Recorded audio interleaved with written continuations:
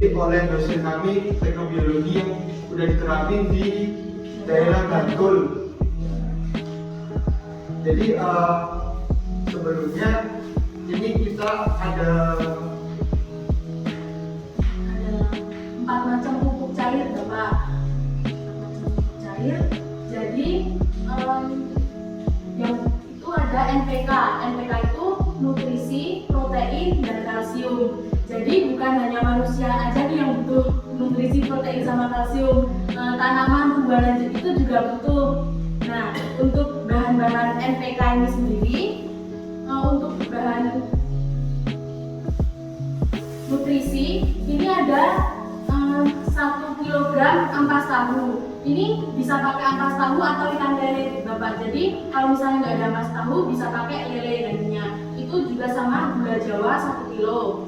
Lalu untuk proteinnya ada 1 kg cangkang telur, atau kalau nggak ada cangkang telur itu bisa pakai tulang sapi ya, mungkin tulang sapi yang bukan yang baru, mungkin yang habis kurban atau gimana gitu Pak, yang udah dulu ya, tapi dibakar terlebih dahulu supaya bakteri-bakterinya itu mati. Terus kalau mau pakai cangkang telurnya itu juga disangrai terlebih dahulu. Kemudian untuk kalsiumnya itu ada kalau ada daun-daun yang kering itu juga bisa dipakai. Kalau enggak, pakai sayur-sayur yang udah layu atau udah busuk itu juga bisa. Itu juga sama pakai gula Jawa juga. Jadi untuk takarannya itu sama semua Pak, 1:1. Misal ampas tahunya 1 kilo, nanti gula Jawanya juga 1 kilo, sayur 1 kilo, gula Jawa juga 1 kilo. Terus cangkang telur 1 kilo, gula Jawanya juga 1 kilo. Nah, ini untuk NPK. Untuk NPK ini sendiri cara pemakaiannya itu nanti dilarutin di air. Masing-masing itu 1 liter itu dilarutin di 100 liter air. Jadi kalau NPK-nya ini kan ada 3 bentuknya. Ini berarti nanti kalau udah dicampur jadinya 300 liter. Ya kan? 3 liter, nanti dilarutnya jadi 300 liter. Tuh. Nah, kemudian kalau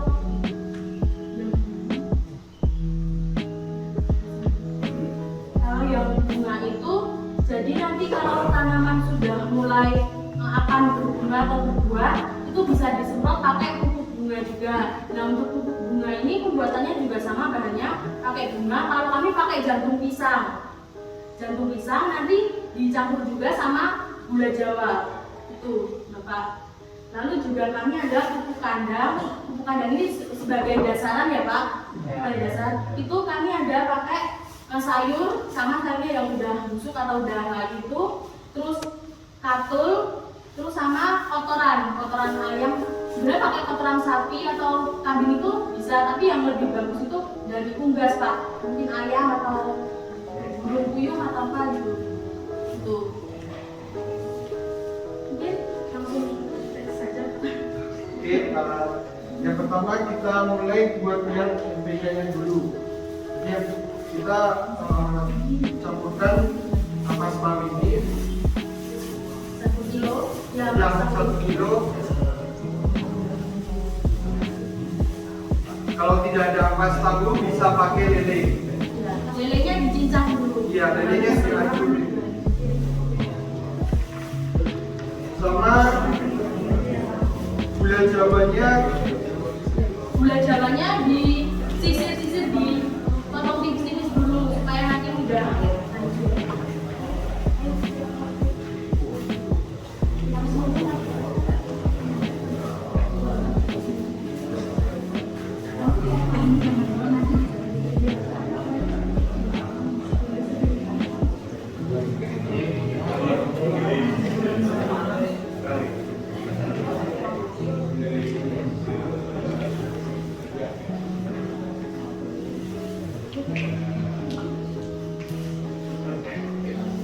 Habis ini lanjut ke yang sayuran sama.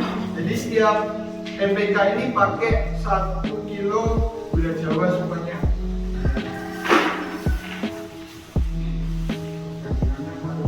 Ya, Iya, harganya satu. 1:1 semua.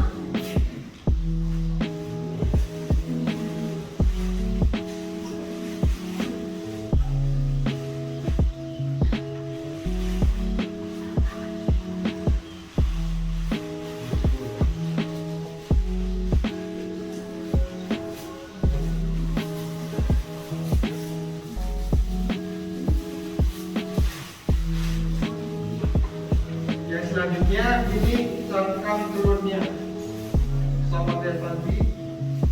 Ini 1 kilo gula Jawa sama 1 kilo cangkang telur. Jangan lupa untuk cangkang telurnya nanti disangrai dulu yang sampai warnanya kecoklatan.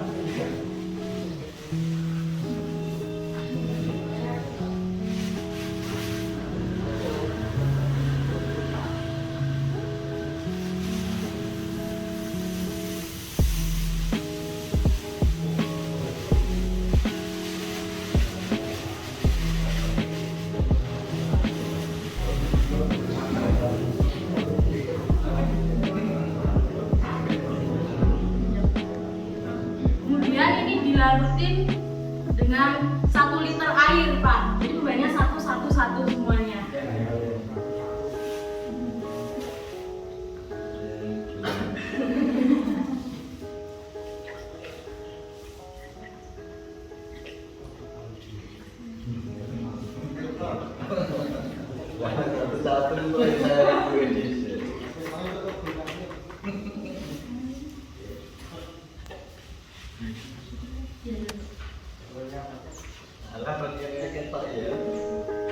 Setelah itu diaduk, Pak, dicampur.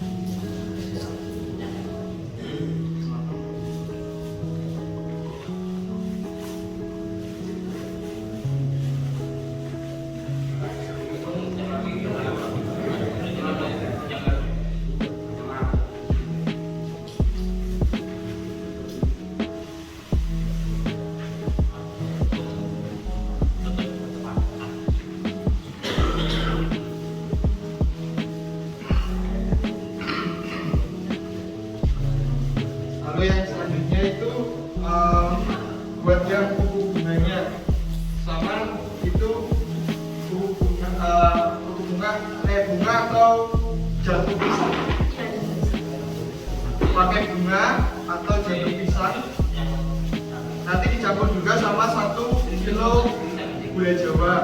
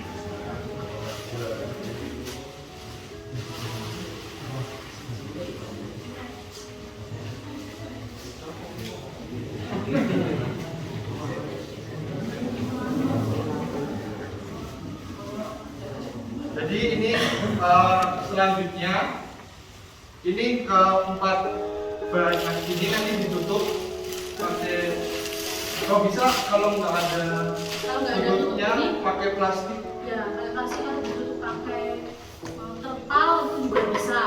Ditutup difermentasi selama 2 minggu. Jadi ini selama 2 minggu difermentasi. Nanti dalam prosesnya selama 2 minggu ini setiap bahannya itu nanti akan mengeluarkan gas. Nanti gasnya itu jangan dibuka Pak, tetap aja sampai nunggu 2 minggu itu baru dibuka. Karena kalau kita buka langsung nanti banyak serangga yang masuk. Itu sebenarnya kalau serangga yang masuk itu malah nanti airnya pupuknya itu nggak jadi. Jadi diharapkan setiap 3 hari atau 4 hari dicek itu ada serangga apa enggak. Kalau bisa pakai toples kayak gini Pak, lebih aman. Lalu kalau bisa, kalau saya kemarin kan saya tutup lagi pakai isolasi di atasnya, biar karena ini kan gasnya cukup banyak ya Pak, sebenarnya bisa meledak juga. Jadi kalau bisa pakai isolasi biar nggak kebuka, karena ini bisa kebuka.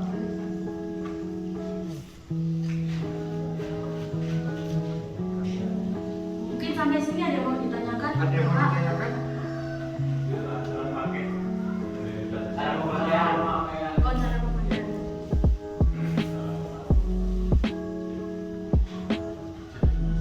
Mungkin kalau cara memakan akan kami jelaskan di akhir dulu ya Pak. Saya lanjut ke pupuk kandang dulu mungkin. Jadi untuk pupuk kandang ini bahannya ada ini sayur kering, katul, sama kotoran ayam. Ini kotorannya yang sudah kering.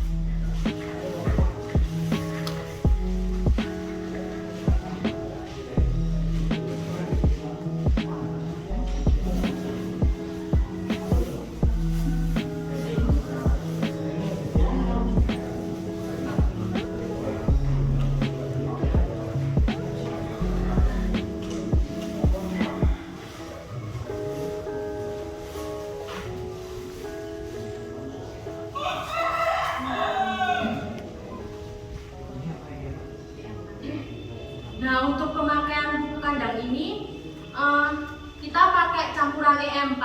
Sebenarnya kalau nggak pakai nggak apa-apa. Ini cuma prosesnya untuk mempercepat aja Pak. Ya, ini pemakaiannya kita 1 sampai 2 tutup botol itu dilarutin di 1 liter air.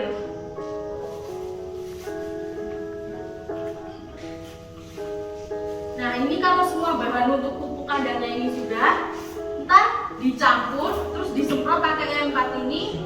Kalau nggak ada E4 bisa disemprot pakai air aja biasa.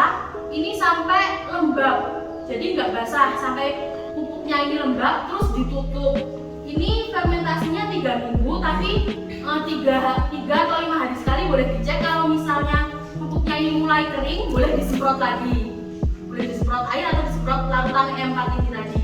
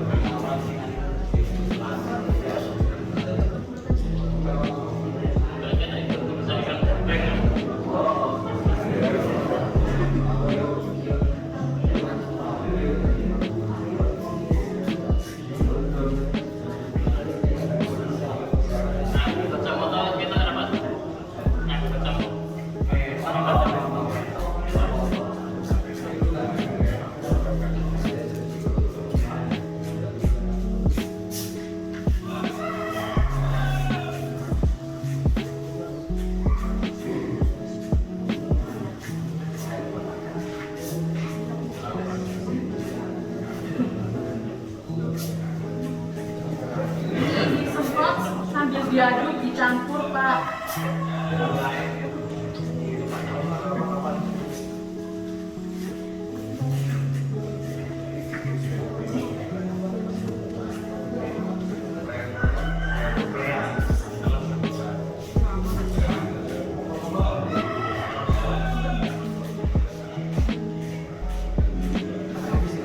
Enggak sampai Pak.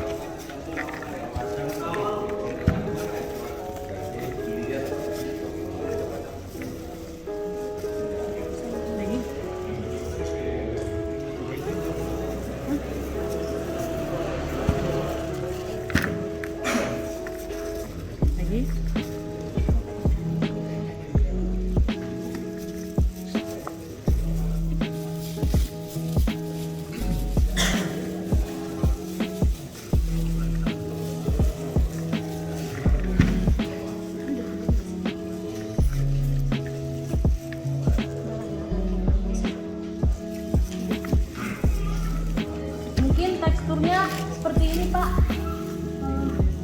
Mau lihat. Ini pakai air biasa juga bisa. Karena fungsi empatnya kan cuma hanya mempercepat saja. Iya dibuka Pak. Ini dibuka terus dirasa aja kalau misalnya ini udah kering, ya bisa disemprot lagi. Lalu ini kami kemarin sudah sempat uji coba membuat juga. Ini hasilnya. Kalau kami untuk uji coba pembuatan yang dari ampas tahu ini kan bisa pakai ampas tahu atau lele. Kami kemarin karena nggak ada ampas tahu, kami pakai lele. Jadi hasilnya ini. Ini untuk lele. Ini yang untuk sayur. Kemudian ini cangkang telurnya. Lalu ini untuk yang tanamannya. Kemudian kalau pupuk kandang sendiri, kalau Bapak pakainya itu kan untuk dasar kan? Ya, setiap nanam. Itu kalau misalnya sudah panen dan mau ditanam lagi, Bapak-bapak biasanya pakai pupuk kandang kembali atau gimana? Iya. Nah, kalau ini karena ini semuanya bahannya ini organik, jadi kalau sudah pakai pupuk kandang ini, kalau mau nanam lagi, tanahnya itu nggak usah dipakein pupuk kandang lagi, itu nggak apa-apa. Soalnya kan ini bahannya organik semua, jadi tanahnya itu udah gimana ya istilahnya? Ya. Ya. Kalau mikroorganismenya tuh masih ada di itunya Pak, di tanahnya. Jadi ketika mau menanam lagi tuh masih bisa digunakan. Jadi nggak setiap mau nanam tuh nggak harus dipakai pupuk kandang. Cukup sekali. Iya. Kalau di sini kan praktiknya semuanya itu mau nanam Pupuk lagi. Ya. Ya. Pupuknya pupuk kimia juga ya Pak? Ya. Karena ini organik juga, jadi lebih buat tanah juga lebih baik gitu ya Pak. Ya. Lalu untuk penggunaan ini, pupuk cairnya ini NPK-nya ini masing-masing dilarutin perbandingannya 1:100. Jadi ketika tadi jadinya 1 liter itu dilarutin di 100 liter air. Ini masing-masing dilarutin, lalu dicampur. 3 ini dicampur buat nyemprot. Jadi salah satu. Ya, yang NPK tadi. Yang nutrisi, protein sama kalsium nanti sebelum dilarutin di air itu dicampur dulu. Dicampur masing-masing dijadikan satu. Jadi nutrisinya itu dijadikan satu semuanya. Habis itu bisa digunakan untuk dilarutkan di air. Perbandingannya itu kan tadi 1 liter Pak, ya 3 liter tuh. 3 liter itu nanti dilarutin di 300 liter air berarti. Karena kan perbandingannya 1:100 liter air. Karena 3 liter berarti 3:300 liter air. Seperti itu Pak. Ya, itu buat nyemprot. Nah, kemudian untuk pupuk bunga ini dipakai kalau misalnya tanamannya sudah mulai akan berbunga atau berbuah begitu Pak. Seperti padi. Ya, itu kalau sudah mulai mau tumbuh itu disemprot pakai pupuk bunganya ini. Ini pupuk bunganya juga sama 1:100. Dilarutinnya juga 1 liter ini dilarutin di 100 liter air. Ya. Penggunaannya di waktu coros ini waktu padi peteng itu loh. Ya, Itu di semprot pakai pupuk bunga ini. Ya. Ya, jadi lebih mempercepat itu bunganya Pak dan lebih bagus juga. Terus supaya cair seperti yang di aqua itu atau gimana supaya cair seperti itu? Apa disaring dulu? Apa prosesnya gimana? Gitu? Ya, nanti jadi setelah 2 minggu ini kemudian disaring Pak. Hasilnya ini. Jadi napasnya nggak ikut Iya, napasnya nggak ikut. dibuang. Iya. Pokoknya disaring hasilnya juga. Mungkin ada lagi yang ingin ditanyakan Pak? Nah, itu tadi yang kotoran ayam itu dengan ganti kalau ganti pakai kotoran sapi itu Boleh. Boleh, Iya, boleh Pak, bisa. Tapi udah kering ya Pak? Iya.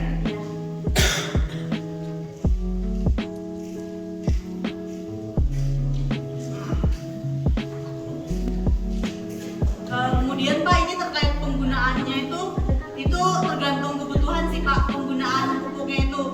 Misalkan kemarin kebetulan saya ada di rumah induk senang kita Ibu Fahmi itu katanya beliau kalau menggunakan pupuk yang biasa digunakan itu kan 2 kali ya Pak ya. 2 kali penyemprotan. Nah itu kembali lagi ke kebutuhan bapak-bapak masing-masing. Jadi tidak harus sesuai dengan aturan gitu loh Pak. Jadi tergantung kebutuhan tanamannya sendiri. Kalau misalnya biasa digunakan 2 kali, ya digunakan 2 kali. Tapi mungkin di sini ada tambahannya tuh karena ada pupuk untuk bunganya itu Pak. Jadi kita ketika bunga dari tanaman itu mekar, itu kita akan memberikan pupuk bunga sebagai nutrisi tambahan. Seperti itu Pak. Mungkin tambahannya. Itu tanaman apa saja bisa ya? Bisa Pak. Bisa Pak. Bisa.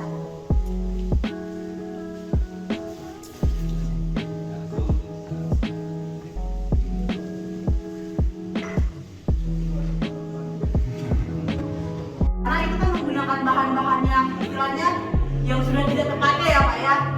Mungkin itu bisa lebih menghemat sih Pak. Karena 3 liter 1:100 liter itu kan berarti ada 3:300 liter. Itu bisa digunakan untuk berapa? Itu kurang lebih bisa digunakan untuk 5 hektar Pak. Nah itu untuk 300 liter air dari NPK-nya sendiri Pak. Itu bisa untuk kurang lebih bisa untuk 5 hektar tanah seperti itu. Itu untuk pemupukannya tadi Ini pelotannya itu. ya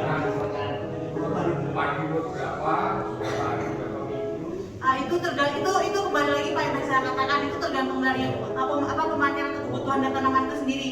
Biasanya Bapak menggunakan berapa ya seperti itu aja. Jadi karena ini kan yang penting tuh ini nutrisinya tuh terpenuhi Pak. Nutrisi yang nutrisi protein dengan kalsium itu yang penting sudah terpenuhi untuk kebutuhan tumbuhannya itu sendiri Pak. Terkait penggunaannya mau digunakan setiap berapa bulan, berapa minggu dari usia tumbuhan itu kembali lagi ke masing-masing petaninya Pak. Digunakannya biasanya seperti apa? Ya tidak ada Pak, tidak ada ketentuan harus berapa gitu.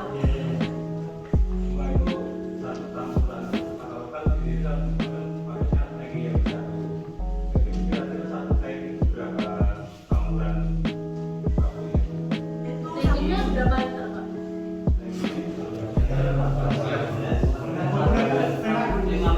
maksudnya dikandung apa? 15-an.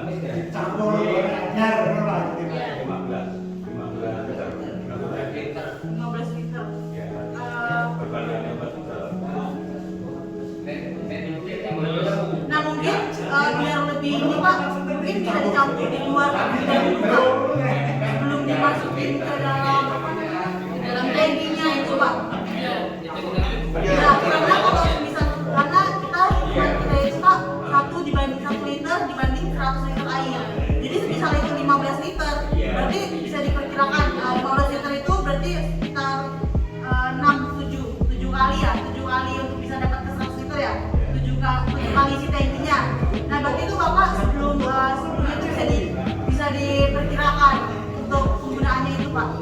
diperkirakan aja Pak. Jadi sebenarnya itu larutannya itu ini kan larutannya kental ya Pak ya.